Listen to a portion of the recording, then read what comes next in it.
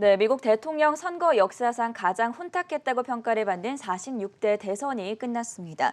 예상된 반응 중에 하나로 트럼프 대통령이 개표도 끝나기 전에 자신의 당선을 선언하기도 하고 또 우편 투표 개표로 바이든 후보가 약진하는 모습을 보이자 트럼프 대통령은 불복종까지 불사하겠다라고 선언했습니다. 대선이 아니라 대선 결과 불확실성이 나타난 셈인데요. 앞으로 과연 어떤 상황이 펼쳐질지 오늘은 이 문제에 대한 자세한 진단 함께 들어보도록 하겠습니다. 한국경제신문사의 한상춘 논설위원 자리해 주셨습니다. 안녕하십니까? 네, 안녕하십니까? 네, 위원님 46대 대선 투표가 결국에 마무리가 됐습니다. 말도 많고 탈도 많았는데 상황 어떻게 보셨는지 먼저 정리해 주시죠. 네, 대선이 이렇게 시작되면서 네. 저도 이 방송을 통해서 바이든의 무게를 둔 이런 쪽의 그 해설을 해왔습니다는 어제는 이렇게 사실 트럼프가 당일 투표, 이건 뭐 결과로 확정되는 건 아닙니다는 당일 투표의 그 결과가 상당히 좀 약진했지 않습니까? 네. 그래서 현지의 그 통화도 하고 이 방송을 이렇게 아주 잘 보시는 이 무슨 그 회장님의 이렇게 그 샤이 트럼프가 굉장히 좀 강할 거다 하는 쪽에서 굉장히 마음이 흔들렸었는데요. 역시 이번 투표는 유권자 누이 말씀 1억 6천 7천만 중에 사전 그 투표가 한 1억 명이니까 네. 사전 우편 투표가 관건이다 하는 걸 누누이 말씀드렸죠. 그래서 개표가 우편 투표 개표가 시작되면서 사실 바이든이 약진되고 우리 한국경제 TV의 그 자막으로 보면 지금 선거인단 확수가 248대 203 이렇게 나오고 있죠. 248대 204 이렇게 나오고 있죠. 그래서 지금 상태에서는 우편 투표 이렇게 되면서 지금 펜실베니아가 굉장히 관건이 될 거로 이렇게 보이는데요. 물론 이제 미시간이 넘어가면 사실 그 바이든 당선되고요. 펜실베니아 같은 경우에도 우편 투표가 많은 지역이거든요. 근데 이게 당일 투표에서는 12%포인트 트럼프가 앞서다가 지금은 5.9%포인트 내로 축소했거든요. 네. 그렇기 때문에 이렇게 트럼프가 급할 수밖에 없지 않냐 생각합니다. 그래서 이 우편 투표의 그 불리함을 들어서 어제 시간으로 뭐 시청자 여러분 잘 아시겠습니다는 오후 그 우리 시간으로 4시 20분 정에 사실 그 레드 밀라지라에서 조기 당선을 선언했죠. 그리고 우편 투표 시작되면서 막상 위스콘신과 미시간이 바이든으로 넘어감에 따라서 사실 대선 결과에 따라서 불복종을 선언한 소위 런아웃가 됐죠. 그래서 이번에서는 대선에 따른 불확실보다는 대선 결과에 따른 불확실성을 굉장히 이 방송을 통해서 강조해 드렸습니다는 그런 쪽의 모습이 이렇게 됐다 이렇게 됐습니다. 결국 이제 미국의 월가에서는 가장 바람직한 구조가 사실 대통령과 상원 간에 교차하는 것이 가장 좋다 하는데 사실은 3개월 전까지만 해도 그걸 가장 이상적 모습을 이렇게 봤거든요. 네. 근데 대선 과정의 혐오증 때문에 사실 월가에서 보면 어제 이렇게 흐른 증시라든가 외환시장이나 국제시장 보면 블루 웨이브에 대한 사실 그 이렇게 현호 쪽이 선호가 되면서 주가가 많이 올라갔지 않습니까? 근데 이 과정에 어제 지적했던 요인이 결국은 블루 웨이브가 상원까지 차지하면 결과적으로 나스닥 같은 경우는 어제 팡드레슨가 이런 쪽이 1%포인트 안 올라갔다. 그쵸. 이런 얘기를 했지 않습니까? 네. 그럼 오늘 그 왜 나스닥이 이렇게 급등했던가 하는 측면을 한번 보겠습니다. 나중에 말씀드리면 결국 상원은 지금 이 공화당 쪽으로 우세하죠. 네. 그러다 보니까 블루 웨이브의 가장 단점에 해당되는 부분에 해당되는 상원이 공화당이 약진하다 보니까 결국 블루 웨이브가 됐을 때 기술주들이 가장 큰 문제가 법인세 문제지 않습니까? 예.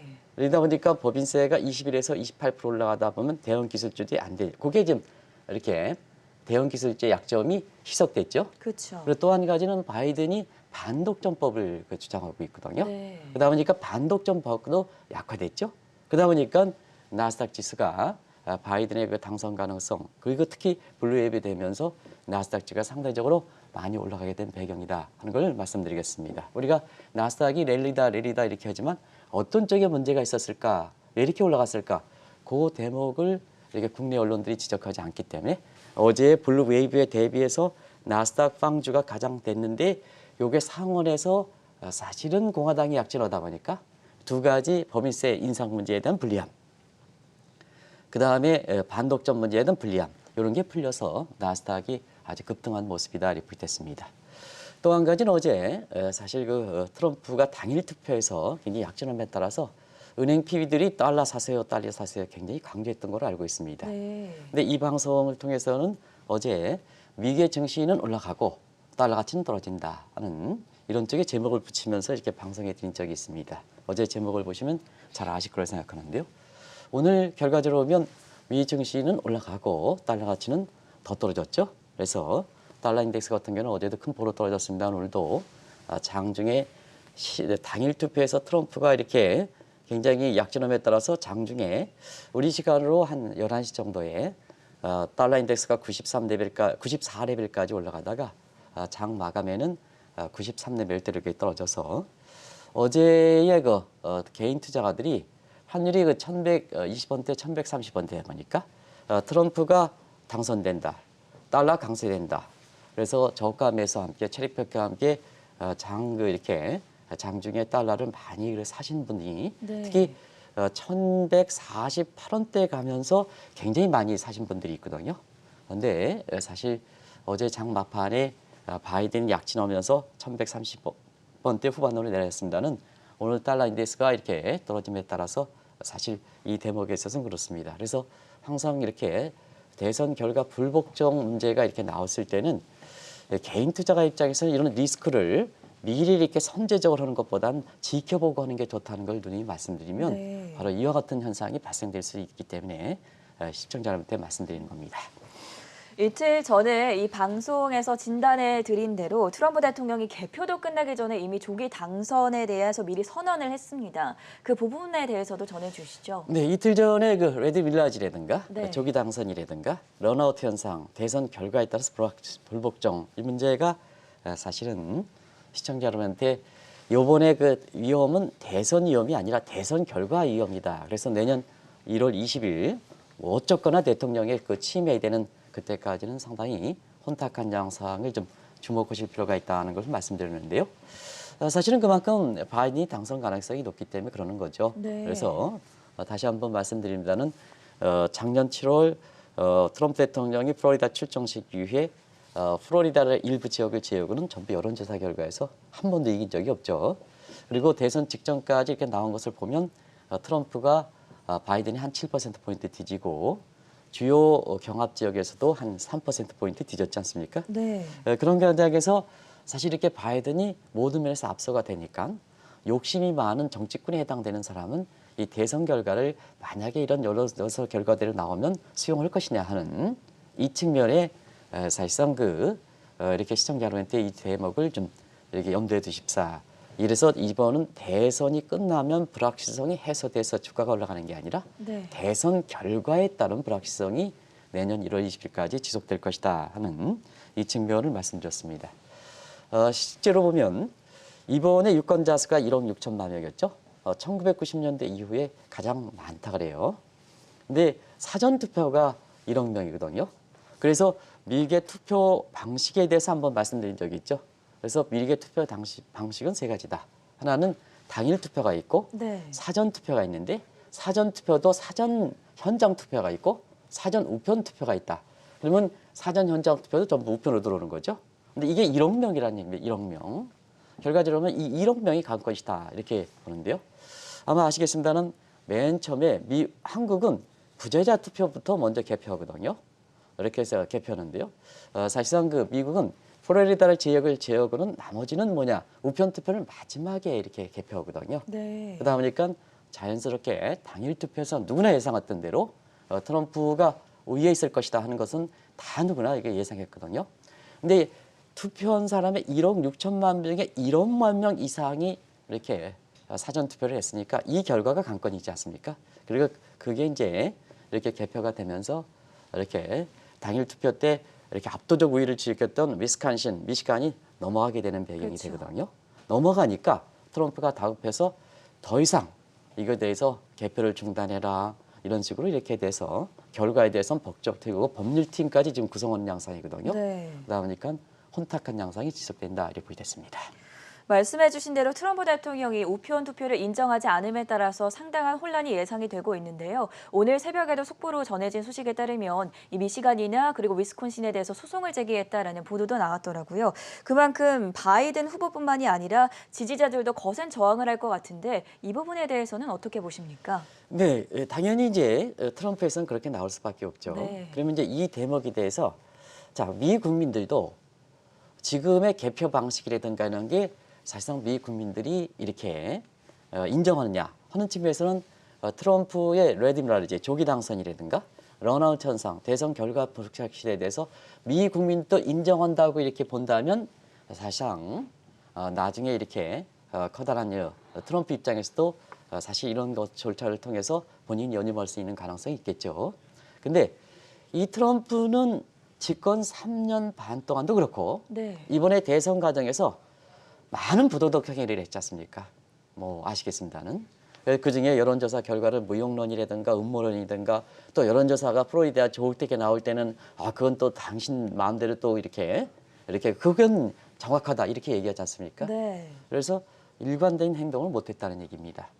그리고 또 한 가지는 미국의 전통대로 보면 대법관이 임기가 1년이 남았을 때는 사실 이 상징성 때문에 차기 대통령의 그렇죠. 임명을 대야 되는데 네. 이건 전통을 깨고 매니저를 임명해 놓은 상태거든요. 그 어느 때보다 빠르게 실천하지 그렇습니다. 않았습니까? 그것도 아주 절차를 굉장히 신속하게 네. 패스트트랙해서 그러다 보니까 이미 레드 밀라지라든가 조기 당선이라든가 그다음에 런아웃 현상, 대선 결과 불복종에서 미리 예고한 게 아니냐 하는 네. 얘기인데 그 시나리오를 가지 않습니까? 그 시나리오를 가니까 결과적으로 보면 미 국민들도 이번에 트럼프의 조기 당선이라든가 그다음에 런아웃 현상에 대해서 아주 냉정하게 반응하는 거다 이렇게 됐습니다. 반면에 사실상 바이든이 보여주는 태도에 대해서 조만간 이제 조금 있다가 아마 한국경제신문에서도 바이든이 두 번째로 네. 개표 이후에 두 번째로 의견을 제시하겠습니다는 사실 트럼프의 레드 밀라지 선언 이후에 바이든이 비교적 차분하게 대응하는 상태거든요. 그래서 그 대응하는 과정에서 이렇게 상당 부분은 미국의 위상을 지키고 있다 하는 이런 평가가 나오고 있고요. 그다음에 바이든 지지자도 레드 밀라지 조기 당선 선언과 함께 일부 시위라든가 이런 폭동 가능성이 있었습니다. 근데 우편 투표 개표가 이렇게 진행되면서 바이든 약진하다 보니까 이 또한 민주당 바이든 후보가 이렇게 아마 이번 조기에 이렇게 두 번째로 조금 있다가 이제 발표하는데요. 네. 그런 대목에 대해서 시위라든가 이런 측면을 좀 자제하는 이런 바이든의 후보의 자제 분위기 이런 것을 좀 하지 않느냐. 그러면 트럼프가 개표 과정에서 보였던 트럼프가 보여준 태도, 그다음에 사실 바이든이 보여준 태도 이렇게 본다면 너무 대조가 된다는 얘기입니다. 결과적으로 보면 트럼프가 레드 밀라지든 런아웃 현상이든 이런 거에서 만약에 어떤 방식으로든 연임이 됐을 때에는 사실 역대 최악의 대통령이 되지 않느냐. 이 문제는 왜 이렇게 말씀드리냐면 결과적으로 연방 대법원에 올라간다면 대법관의 판결하는 사람도 나중에 말씀드리겠습니다는 네. 보수와 진보대 6대 3으로 해서 보수가 앞서긴 합니다는 본인들도 이렇게 혼탁한 상태에서 미 국민들이 바라지 않는 이 분위기 속에 본인이 아무리 트럼프가 임명하더라도 그 결과가 나오겠느냐 하는 측면에서 이 분위기가 굉장히 중요하거든요. 그런 각도에서 지금 상황이 되면 될수록 이 레드 밀라지와 그다음에 런아웃 현상이 됐을 때 바이든 민주당 후보가 보여주는 태도, 그다음에 트럼프의 지지 세력들이 보여주는 태도와 그러니까 바이든의 지지들이 보여주는 태도가 상당히 대조를 이루고 있다. 그러면 미국의 손상된 자존심, 트럼프가 위대한 미국을 다시 건설하자 하는데 누가 위대한 미술을 건설하는 거냐?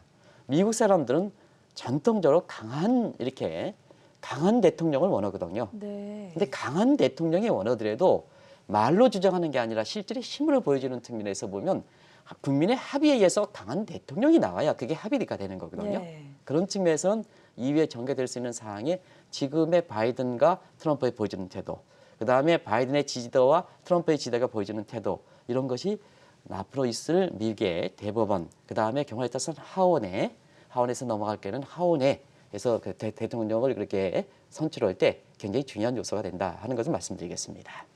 지금 현재도 미국의 개표 현황이 진행이 되고 있는데 이런 가운데 바이든 후보가 지금 생중계를 통해서 기자회견을 하고 있다는 점도 전해드리도록 하겠습니다. 사실 이제부터가 어떻게 될지가 가장 궁금한데 경우의 수가 상당히 많지 않습니까, 위원님? 네. 이번에 이제 경우의 수는 결과적으로는 사실 아직 그 개표가 확정된 건 아니기 때문에 그쵸? 사실 바이든과 트럼프가 누가 되느냐 하는 측면에서 어떤 거면 정상적인 절차를 보면 다음 달 이렇게 19일 전후에서 선거인단 선거가 이렇게 다시 한번 하고 네. 그리고 이걸 토대로 해서 확정이 되면 내년 1월 20일에 취임한다. 이게 정상적 절차다 이렇게 보시되어 있습니다. 근데 지금 트럼프가 사실 런아웃 현상, 대선 결과 불복종에 따라서 이제 대선 결과 불복종이 나왔으니까 레드 밀라지는 이제 없어지는 거죠. 조기 당선 문제, 이 문제가 이렇게 되는데, 자 이렇게 될 때는 연방 대법원에 달아가죠. 그럼 베네디스의 임명에 따라서 이걸 연방 대법원이 할 것이냐 하는 측면에서는 누누이 말씀드리는 연방 대법원은 가장 최중심 이렇게 돼서 상징성을 갖고 있습니다. 네. 상징성을 갖고 있기 때문에 이런 문제에 대해서 자 2000년의 문제라든가 이런 데에서 한 번도 판단하지는 않습니다. 대체로 정책 판단은 잘 안 했습니다. 그래서 연방 대법원에 올라오면 주의 이게 개표 결과라든가 뭔가 이런 것은 주의 결과를 흡수하게 되는 꼴이거든요. 그러면 다시 한번 주의 조정 그리고 양 후보의 조정을 권유하고 그러는 거지 여기 자체에서 여기 자체에서 사실은 이렇게 대부분 다 시비를 잘 하지 않습니다. 그러면 자 그 연방 대법원의 권유대로 되지 않을 때는 어떻게 할 것이냐 하는 측면에서는 어쨌거나 내년 초 1월 3일, 1월 5일 이건 대체로 신년 초입니다. 네. 미국의 의회가 개설이 되거든요. 그 미국의 개설이 되면 하원이 국민의 표심의 기관입니다. 상원과 달리. 그래서 하원에서 결정되는 이러한 그 사태가 되지 않겠느냐. 이런 것이 앞으로 절차다. 이렇게 이제 보시면 되겠습니다. 결과적으로 보면 어떤 방식이든 간에 미국은 내년 1월 20일에는 네. 사실 대통령 선거가 나온다. 차기 46대 대통령이 나온다. 그것이 트럼프의 연임이든 아니면 새롭게 바이든이 정부가 태어나든 1월 20일은 태어난다. 그때까지 이런 절차를 받아서 대선 결과에 따라서 이번은 대선이 아니라 대선 결과에 불확실했다는 이런 문제가 대선이 끝나면 불확실성이 해소가 아니라 1월 20일까지 이게 불확실성이 지속될 것이다 하는 이 측면에서 아까 서상현 팀장께서도 그런 문제를 잘 지적해 드린 것 같습니다. 네, 말씀해 주시는 도중에 바이든 연설 내용이 지금 속보로 전해졌는데요. 결국에는 우편 투표가 다 반영이 될 것이고 내가 승리를 할 것이다라고 언급을 했다는 점까지 전해드리도록 하겠습니다. 대통령 선거가 아직 개표 중이기 때문에 끝난 것이 아니죠. 예상대로 의석수가 나오고 있는지도 궁금한데 상원과 하원은 어떻게 의석수가 배분될 것이라고 보십니까? 역시 미국은 국민의 투표에서 네. 대통령에 좌우되는 측면은 아닌 것 같습니다. 역시 미국 국민들은 여러 가지 사실상 바이든 미시간 승리하면요. 지금 위스콘신이 CNN이 제가 볼 때 새벽 4시에 승리를 선언했으니까 CNN 예측 미시간까지 하면 대체로 바이든이 성공할 것 같습니다. 이거는 대체로 270석을 확보할 것 같습니다. 대체로는 바이든인데요. 문제는 월가에서 가장 우려했던 것이 대선 기간에 혐오증 때문에 사실 트럼프가 보여주는 혐오증 때문에 블루 웨이브가 됐거든요. 근데 블루 웨이브 부분에 약화된 상원에서 이렇게 사실 그 공화당이 그렇게 약진함에 따라서 네. 지금 나스닥이 올라가는 꼴이 된다 이렇게 그렇죠. 됐습니다.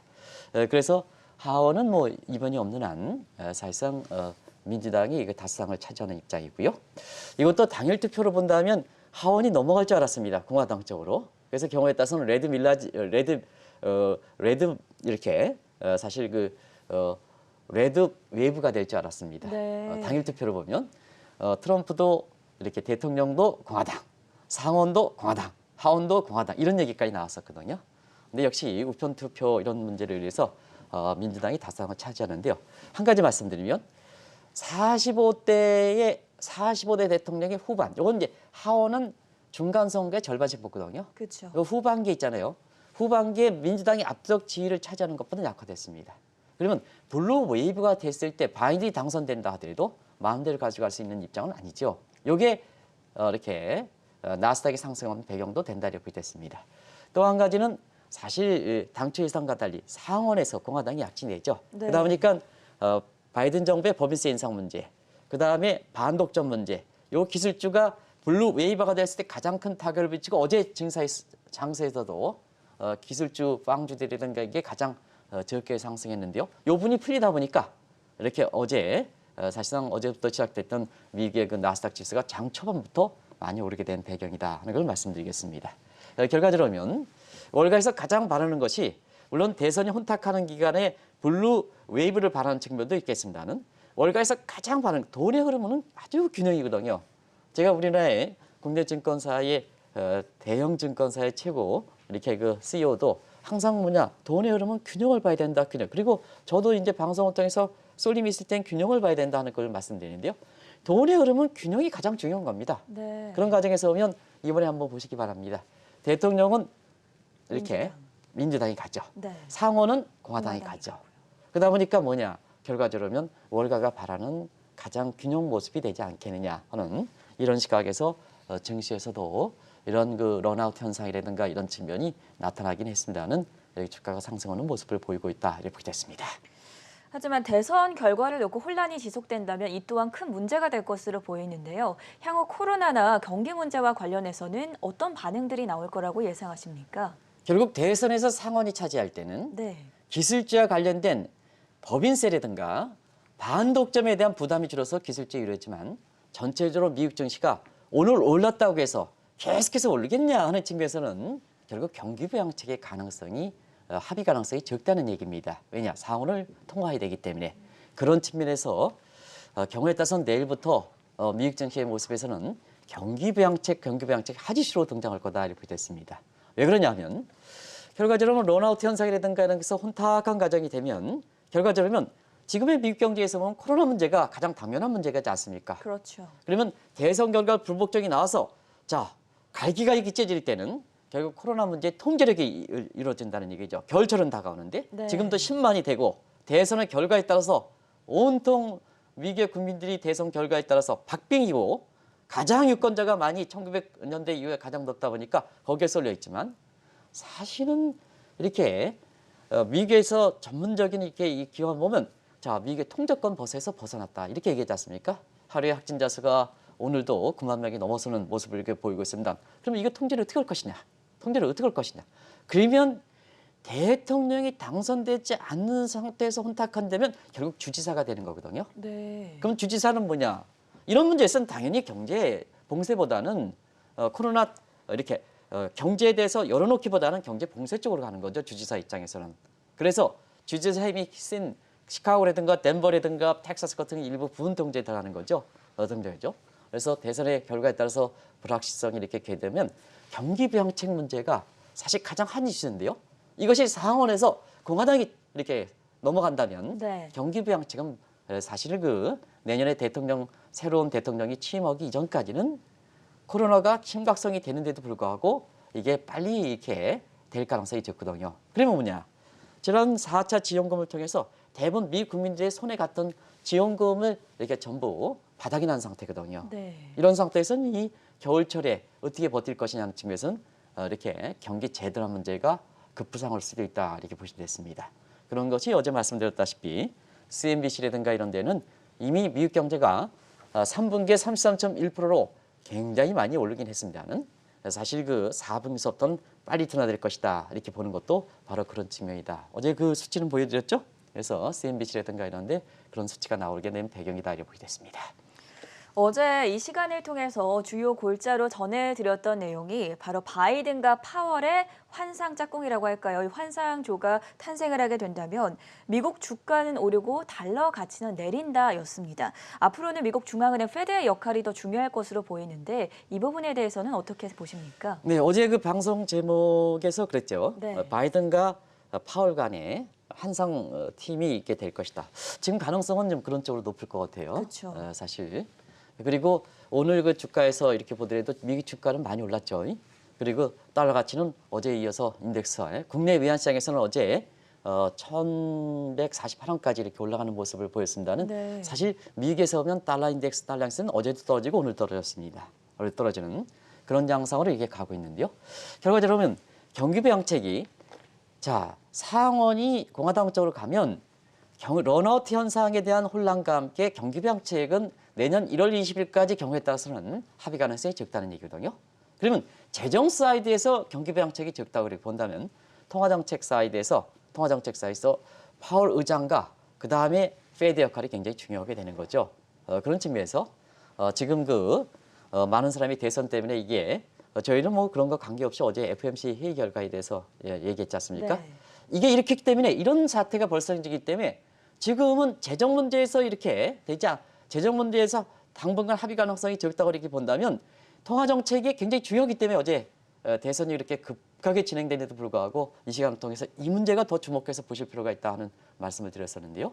결과적으로 보면 사실 페드가 지금까지 3월에 유지했던 스탠스를 어제 말씀드린 그대로 지키지 않겠냐 이렇게 보고 있습니다. 네. 그래서 3월의 그 스탠스는 코로나 문제가 이렇게 극복될 때까지 사실 모든 지원을 아끼지 않겠다. 그러면 대선에 따라서 불확실하고 재정 사이즈 경기 부양책이 이렇게 불확실히 된다면 결과적으로 여기 이제 공식적으로 나왔네요. 불복 이렇게 해서 여기 네, 런아웃 계속해서 현상입니다. 속보가 전해지고 네네. 있죠. 불복 이렇게 해서 나왔네요.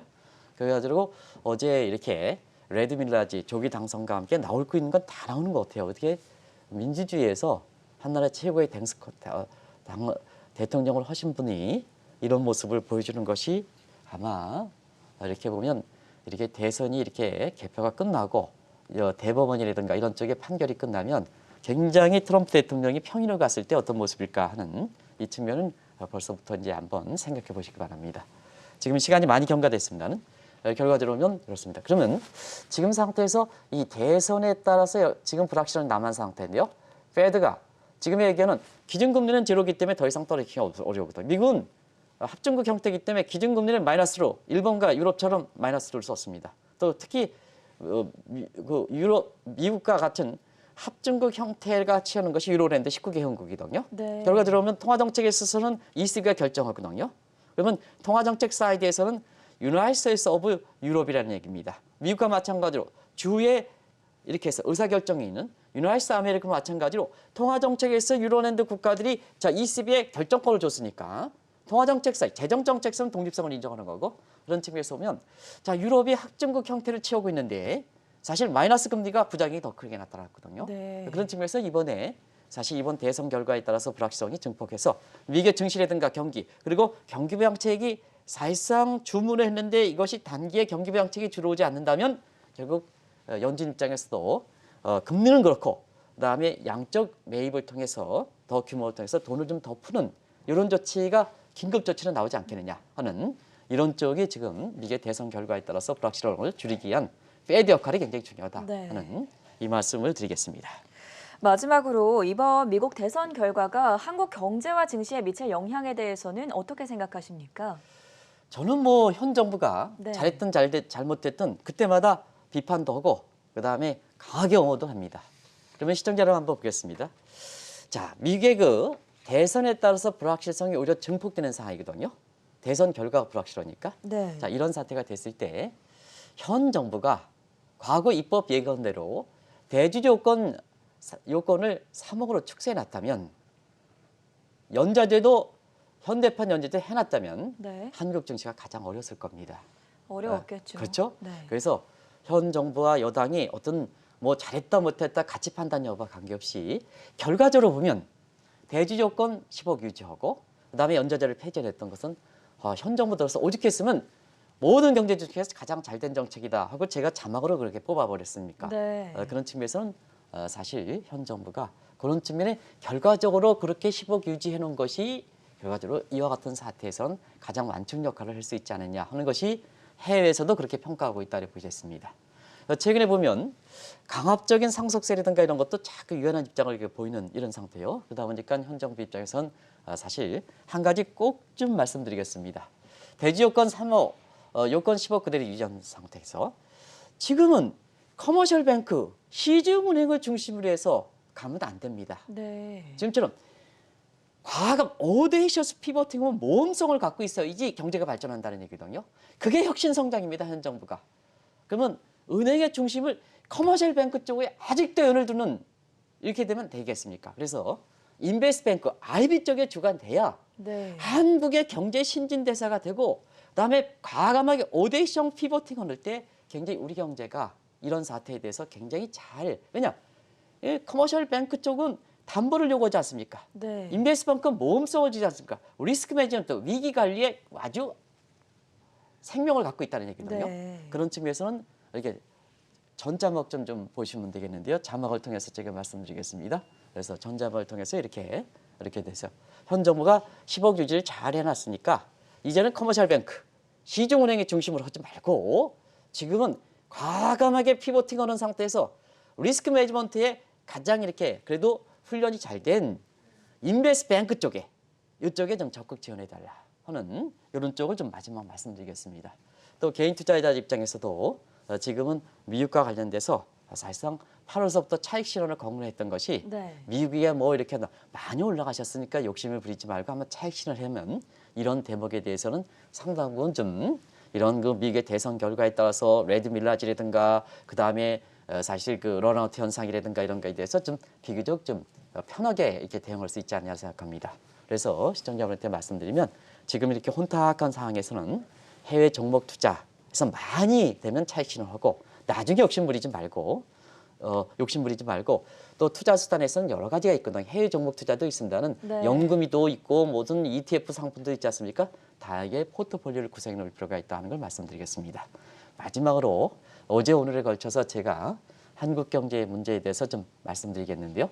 자, 이제 우리 경제라든가 우리 증시가 언제 미국에 대해서 이렇게 오히려 한국 경제, 한국의 증시 모습, 한국 경제 모습을 보고 증시를 예상하는 것보다는 미국의 저울질하는 모습에 따라서 흔들려야 되겠습니까? 그래서 이제는 한국 경제, 한국 증시도 세계에서 10대 정도 이게 들어가는 상태이기 때문에 네. 우리 경제, 우리 증시의 독립성을 키워나가야 되지 않느냐. 이런 대선 결과를 보면서 우리 정책 당국자와 강요들이 사실상 이제는 미국 경제 이렇게 바라보는 중국 경제 바라보지 말고 우리 경제 실력을 진짜 키워야 되지 않느냐 하는 이런 쪽을 좀 한번 대선을 보면서 제가 말씀드리고 싶다 이렇게 한번 하겠습니다. 네, 46대 미국 대선이 투표가 마무리되고 개표가 현재 진행되고 있는 가운데 조 바이든 민주당 후보가 조금 더 앞서 나가 있는 것으로 나타나고 있습니다. 이런 가운데 미국 대선 결과가 국내 증시 그리고 미국 증시, 글로벌 증시에 어떤 영향을 미칠지에 대해서 자세하게 진단 들어봤고요. 지금까지 한국경제신문의 한상춘 논설위원이었습니다. 말씀 고맙습니다. 네, 고맙습니다.